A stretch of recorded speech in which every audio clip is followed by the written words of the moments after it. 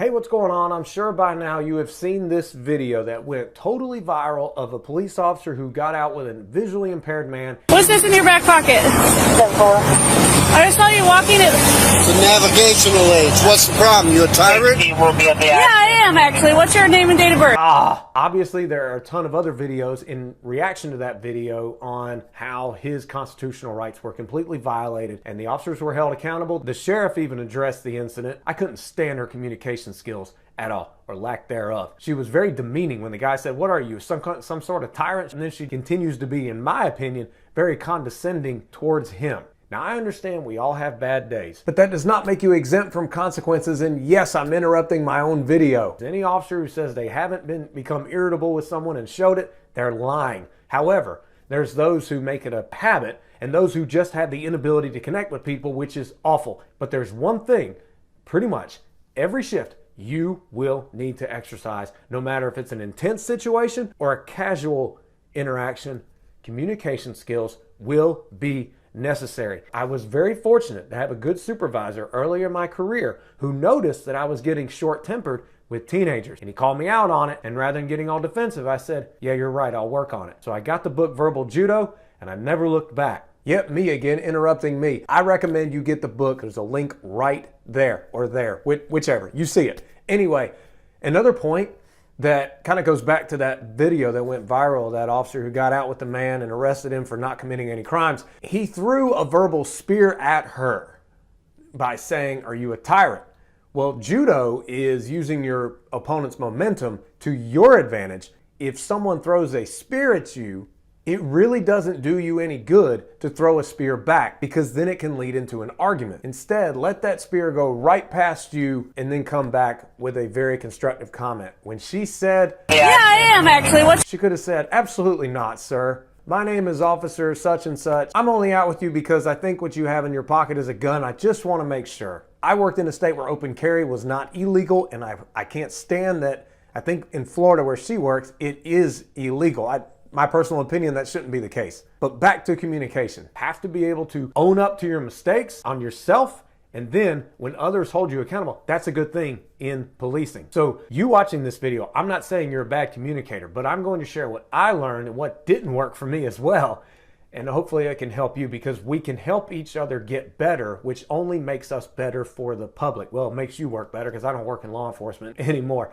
But one thing I learned from Verbal Judo, which I've mentioned in an earlier video when I started my YouTube channel, was respect and empathy go so far when you treat others the way they need to be treated, because they are human beings just like you, and they deserve respect. I understand we deal with the worst of the worst when it comes to what people have done, and you see pure evil, but they're still humans, and you have to take the higher ground and respect them. I'm not saying let them get away with stuff, not saying let them hurt you, absolutely not. But there was a man in South Carolina, I'd say maybe a year ago, who had killed multiple people.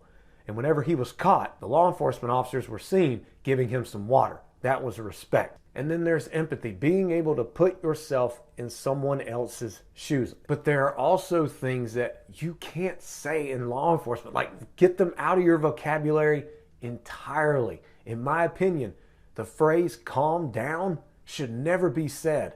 Has it ever worked for you? I highly doubt it. The next phrases are, when you're getting out with someone, introduce yourself. Make it personable, like you are a person. You have a name. So say, "Hey, I'm Officer," whatever your last name is. Try to connect with someone. Just don't get out with them and say, "Hey, what you got in your pockets there?" So as much as you can, say, "Hi, I'm Officer such and such," and particularly like on traffic stops. I can't stand watching videos of officers walking up to a car and the first thing they say is, "Hey, do you know why I stopped you?" If someone has no idea why you stopped them, that's going to put them in an anxious state. And heaven forbid they're actually wanted for something bad. And don't go to domestics, please, and say stuff like, "Who started it? Who's at fault this time?" Please avoid saying those things, because they're not pointing towards solution, and you didn't convey that you're there to help. One person at a domestic pretty much guaranteed to look at you as the source of help because they called. The other one is looking at you like you're here to get them. So what I liked to say was, "Hello, my name is Officer Medlin. How can I help?" "Hello, my name is Officer Medlin. What can I do for you?"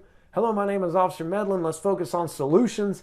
That kind of thing. And yes, this takes practice. You can never be perfect. You're human. I can never be perfect. I'm human. So we have to continuously work on our communication skills. So respect and empathy. My encouragement after watching that viral video, obviously there were the legal matters to which many other people gave many other great explanations about when someone is obligated or not to give ID, when you can and cannot arrest somebody, when you can and cannot hold somebody, when you can and cannot search somebody. Obviously, there was a lot of mistakes in that video. Really, if you want to make a difference in the police job, you work on your communication skills and connect with people, and when they're having their worst days, if you don't have to arrest them based on a crime they committed, you end up leaving, and they not only have a better impression about police officers, but you left them feeling a little bit more hopeful. You left them feeling a little bit more encouraged. You left them feeling like, okay, that officer was pretty professional. I appreciate their honesty. I've even had people I've arrested for crimes where they were going to go to prison for a while. At the end of the arrest, say thank you